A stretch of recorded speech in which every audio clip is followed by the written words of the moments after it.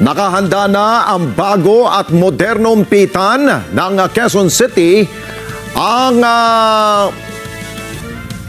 mga posibleng makukulong na mga individual na sangkot sa maanumalyang flood control project.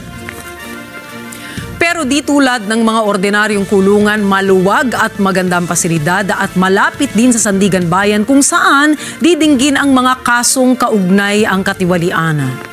At kung ang kalihim naman ng DILG ang tatanungin, posibleng nasa 200 mga individual ang pwedeng ipakulong ng Sandigan Bayan sa mga susunod na buwan. Kunin natin ang live report ni Mar Gabriel. Mar, paano narating ni Secretary ang numerong 200 na pwede ikulong doon?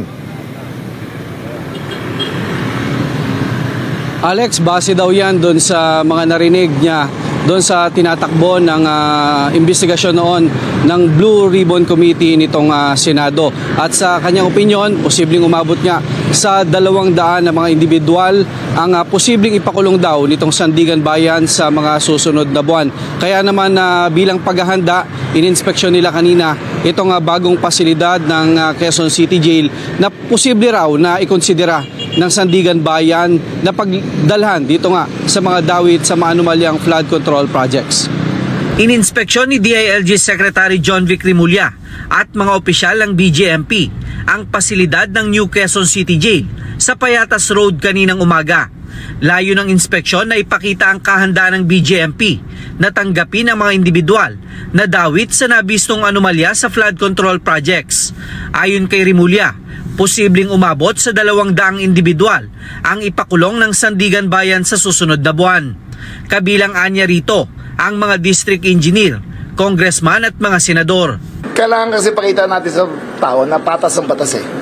Na porke senador ka na mayaman, na may kaya, na binoto ka. Kung may batas kayong nilabag, yung nagnanako na 100 piso na lotion dito kinukulong, dapat yung nagnanako ng daan-daan milyon at bilyon, dito na rin sila ikukulong.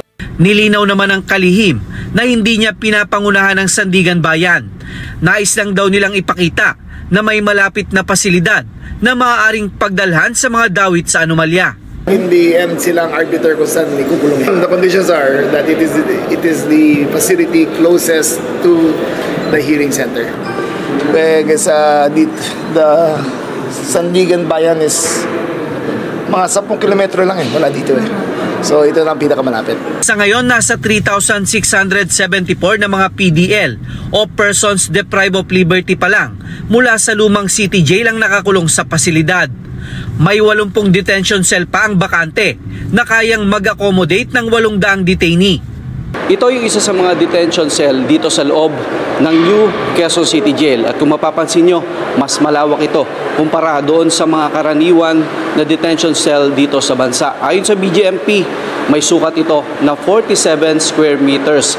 At sa ngayon, mayroon nga itong 5 double deck at kayang mag-accommodate ng hanggang 10 PDL. So hindi gaya sa ibang kulungan, napakaluwag ng kulungan na ito para sa mga detainee. At sa bahaging ito, may sarili itong lababo at mayroon ding sariling comfort room. May sarili silang bowl at mayroon silang shower room. There will be no air conditioner, there will be no cell phones, there will be no laptops or tablets. Pwede lang forms of communication is a computer kung teleconference sa lawyer nila or landline na pwede makinig ang BJMP kung anong pinag-uusapan nila. May pasilidad naman daw para sa mga dadalaw na pamilya at abogado ng mga PDL. May medical care facility din sa loob at may open space kung saan pwedeng magpaaraw at mag-exercise ang mga PDL. May sapat din daw silang bilang ng mga jail officer na bawat isa ay lalagyan ng body camera. Cameras na yon, hindi mo pwede ipatay. So, ang bagong standard namin, hindi mo pwede ipatay habang naka-duty ka. May sound, naka-wire siya sa internet. So, maririnig namin lahat na nangyayari. Tapos kung off-duty, paano ang memory? Ang memory niya nasa server siya. So, unlimited. Nasa cloud yung memory niya. So, lahat ng conversation kung subukan nilang suhulan ng ang mga jail guards namin, makikita namin lahat.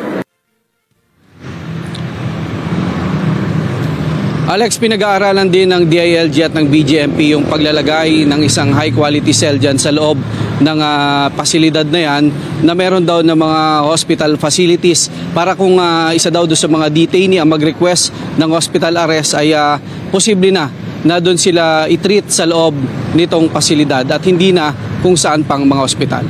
Alex. Okay, Mar, madalas kung ikaw ay makapangyarihan o di kaya mga politiko or talagang mayayaman, ang madalas nilang hinihiling sa hukuman ay dalhin sila sa mga detention facility tulad ng Campo Crame, di ba? Yung custodial center ng PNP o di kaya hospital arrest. Paano makakasigurong taong bayan na dyan talaga madadala? Yun nga Alex, ang sinasabi dito ng DILG, wala namang katiyakan kung dyan sa pasilidad na yan, ipag-uutos na dalhin ng Sandigan Bayan dahil pwede naman itong mga akusado na mag-request din sa korte at kung pagbibigyan sila ay doon sa mga gusto nilang lugar, doon sila dadalhin. Pero ito naman ay naghahanda lang ang DILG kung sakali nga na ikonsidera ng Sandigan Bayan itong pinakamalapit at maayos na pasilidad na pwedeng pagdalhan dito sa mga akusado dahil ayon sa BGMP Alex, pasado sa UN standard itong kulungan na ito at malawak ito kumpara dun sa mga nakikita natin na mga kulungan na sobrang congested at sa ngayon 10 individual lang per detention cell yung kapasidad nitong kanilang kulungan, no? So kung ikukumpara mo parang special treatment pa rin ito kung ikukumpara doon sa karaniwang kulungan ng mga bilanggo ngayon na nakikita mo siksikan sila. At ang sinasabi rin ni Sec. Rimulya, itong PNP Custodial Center ay hindi nagagamitin para dito sa mga akusado sa flood control dahil nga ito daw ay ginagamit ngayon ng PNP na piitan ng mga nahuli sa mga iba't ibang krimen gaya ng kidnapping. Alex. Okay, Mar, dahil nga pinapahalagahan ng DILG yung proximity, no? Kailangan na accessible, malapit. Sinubukan nyo na ba ilang oras ang pagitan mula sa pita na yan patungo sa Sandigan Bayan? Well, alam mo Alex, araw-araw ako dumadaan dyan mula Quezon City hanggang papunta sa Rodriguez Rizal. Nadadaanan ko yung pasilidad na yan. Kung susumahin mo Alex, halos 15 to 20 minutes lang, nasa Sandigan Bayan ka na. Yan kung maganda yung daloy ng traffic dito sa bahagi ng Litex Road. Pero dahil nga pag lumalabas naman ng mga detainee, meron naman silang convoy, may mga escort.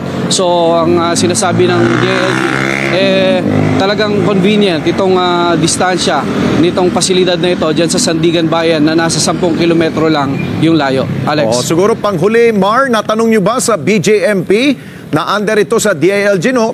Dyan sa pita na yan, sa bagong Quezon City Jail, sino ba nakapiit dyan na kilala? Malaking individual o di kaya makapangyarihan? Meron na ba?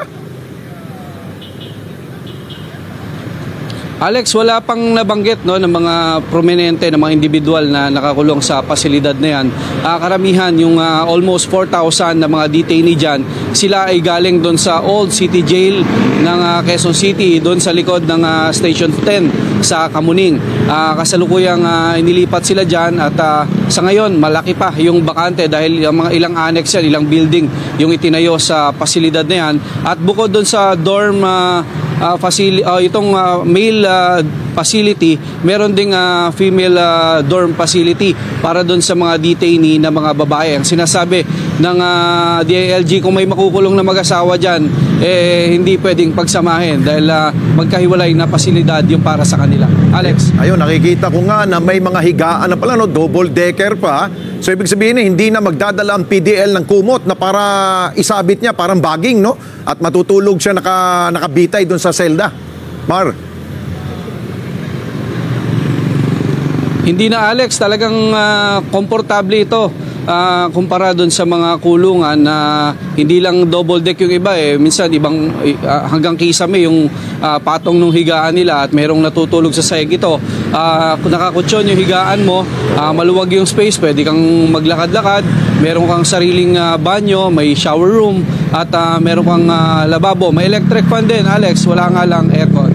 Alex. Okay, sige. Maraming salamat sa iyo, Mar Gabriel. Mata natin dyan sa DILG.